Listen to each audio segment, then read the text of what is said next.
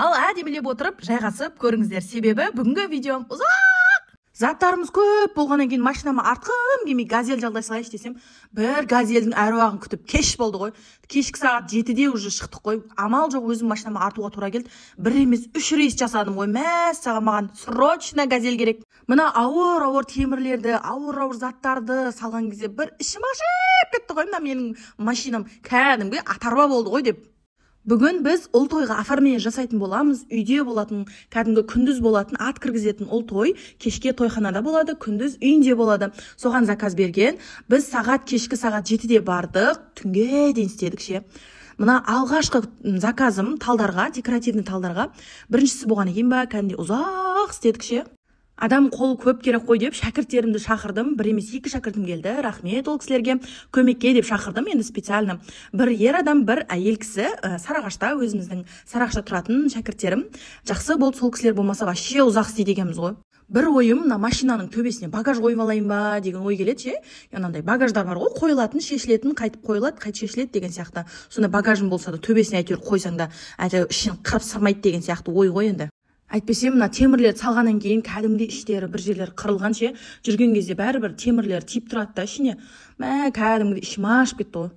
Ал мына декоративный талдарды жақында ғана істеттім. Біткеннен кейін сразу Чимкентке барып, Алаш базардан осындай өзінің гүлдерін алып келдім. Әрбір талға 40 штук гүл кетеді екен. Менде 6 тал бар. Бұл талдарға негізі нормальный ақша салдым. Астына светтері бар. Әрқайсысы 15 мың теңгелік. Мысалға 25 мың теңгелік светтер де бар екен, бірақ 15 мың теңгеліктің күші жететін болғаннан кейін еще 6 штук аламын ғой деп 15 мың теңгелік прожекторлар алдым. Оны басқа да тойларға, фотозоналардың алдына қолдана беруге болады. Талдарға екі заказ түссе, талдардың астына үстіп жағып қоятын. Талдарым өзіме қатты ұнады. Сіздерге қалай ұнады ма? Комментарийға жаза кетіңіздер. Себебі бұл талдарды мен қанша уақыттан бері айтып жүріп, күйеуіме зорға деген істеттім. Талдардан кейін осындай әдемі фотозона құратын болдық. 2,5-ға 3 каркас, бұл жерде 3-ке 3,5 баннер заказ бергенмін. Әдемі тура келе қалды.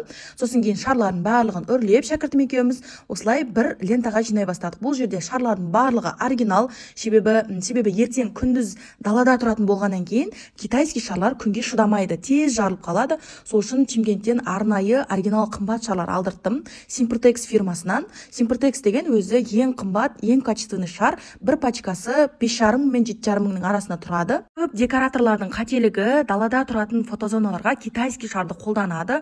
Одан кейін өздері әбіржіп жатады. Себебі китайский шар далаға шыдамайды, тез жарылады. Кейін уже заказыңызды бітіріп кетпей жатып, клиенттер уже сізге сөйлей бастайды. Неловкий ситуацияларға сталкиваться етіп қаласыздар да. Сондықтан далада тұратын фотозоналарға оригинал шар қолдана бергендеріңіз дұрыс. Осы фотозонадан кейін біз арка жасай бастадық. Аркамыз біздің 5 метрлік арка. Оған ровно 200 штук шар кетті. Пачкасы 50 штуктан 4 пачка кетті. Осылай әдемі фотозона шықты. Ертесіне азанда келіп, осылай лактарымды шашып, шарларымды жылтыратып қойдым. Өткенде алдыңғы видеода айтып кеткендей лайфхакты сіздерге көрсетіп жатырмын. Осындай әдемі фотозоналарды жасап үйренгілеріңіз келсе, маған профильде сілтеме тұр. Сол сілтеме арқылы өтіп WhatsApp-қа жазсаңыздар болады. Мен өзім жауап беремін. Онлайн, офлайн курсым бар. Ал егер заказ бергілеріңіз келсе, алдын ала числосын бронировать ету керек, себебі август айына уже көп числолар бос емеспін. Ал бүгінгі жұмыстарым осы. Сіздерге қалай ұнады ма? Ұнаса лайк басып, комментарий жазып кетіңіздер.